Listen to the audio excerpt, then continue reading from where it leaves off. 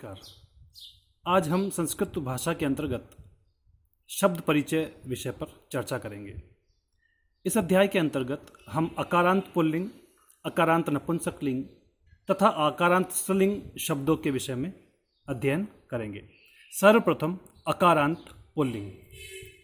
जिन शब्दों के अंत में अस्वर प्राप्त होता है तथा जो पुरुष जाति का बोध कराते हैं वे अकारांत पुल्लिंग शब्द कहलाते हैं। उदाहरण बालक। जैसा कि हम देखते हैं बालक शब्द का वर्ण विच्छेद करने पर हमें बालक शब्द के अंत में अस्वर प्राप्त होता है। इससे हमें यह पता लगता है कि यह अकारांत शब्द है। इसी प्रकार बालक शब्द पुरुष जाति का बोध कराता है, अतः यह पुल्लिंग भी हुआ।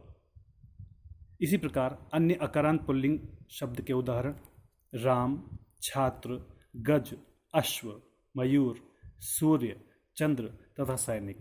इन सभी शब्दों के अंत में अस्वर प्राप्त होता है तथा ये सभी पुरुष जाति का बोध कराते हैं, अतः ये सभी अकारांत पुल्लिंग शब्द कहलाते हैं। इसी प्रकार अब हम संस्कृत में पुल्लिंग शब्द रूप किस प्रकार बनेंगे यह देखेंगे। सबसे पहले हम पुल्लिंग शब्द रूप बनाने का प्रारूप देखते हैं। एक वचन के अंतर्गत हम किसी भी पुल्लिंग शब्द में विसर्ग लगाएंगे। द्विवचन में औ की मात्रा तथा बहुवचन के अंतर्गत आ की मात्रा के साथ विसर्ग लगाएंगे।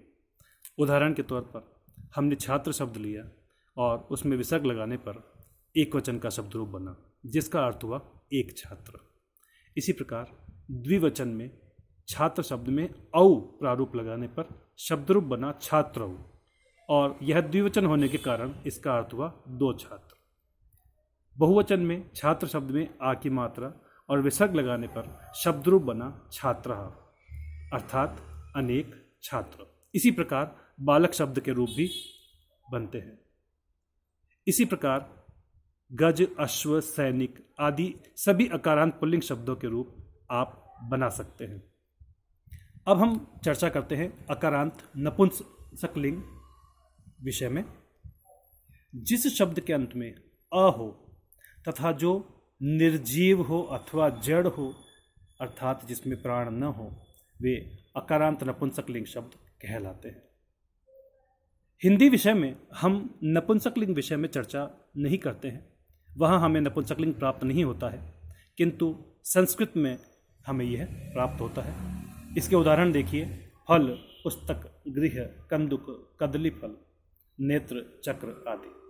इन सभी शब्दों के अंत में हमें अस्वर प्राप्त होता है, किंतु ये सभी जड़ हैं अर्थात इनमें प्राण नहीं है, अतः यह सभी नपुंसकलिंग शब्द हुए। एक विशेष बात, नपुंसकलिंग के अंतर्गत वस्तुतः निर्जीव और जड़ पदार्थ ही आते हैं, किंतु मित्र शब्द जिसका अर्थ दोस्त होता है वह संस्कृत में पुल्लिंग शब्द रूप के अंतर्गत नहीं माना जाता है, उसे भी नपुंसकलिंग ही माना जाता है।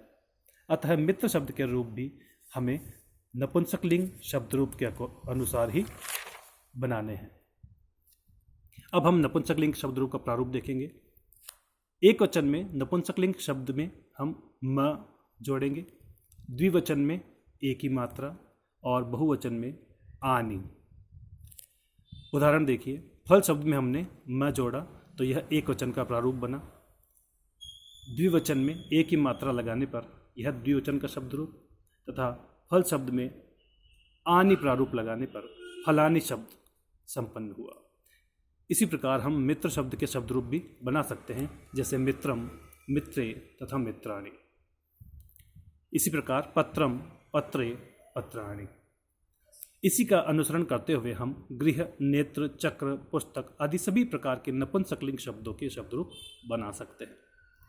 यहाँ एक विशेष बात ध्यान रखने योग्य है कि जिन शब्दों में र, री, त्र, क्ष तथा श आदि वर्ण प्राप्त होते हैं उनके नपुंसकलिंग बहुवचन में आनी प्रारूप के स्थान पर आणी प्रारूप बनेगा, अर्थात न के स्थान पर ण हो जाएगा।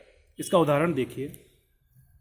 फल शब्द में हमें आनी शब्द रूप निष्पन्न होता है, किंतु मित्र में आनी के स्थान पर मित्राणी ऋण प्राप्त होता है। क्यों? क्योंकि मित्र शब्द में त्र, इसी प्रकार पत्र शब्द में भी त्र होने से न के स्थान पर ऋण हुआ। अब हम स्त्रीलिंग के विषय में चर्चा करेंगे। आकारांत स्त्रीलिंग, जिन शब्दों के अंत में आ स्वर हों तथा जो स्त्री जाति का बोध कराते हैं वे शब्द आकारांत स्त्रीलिंग शब्द कहलाते हैं।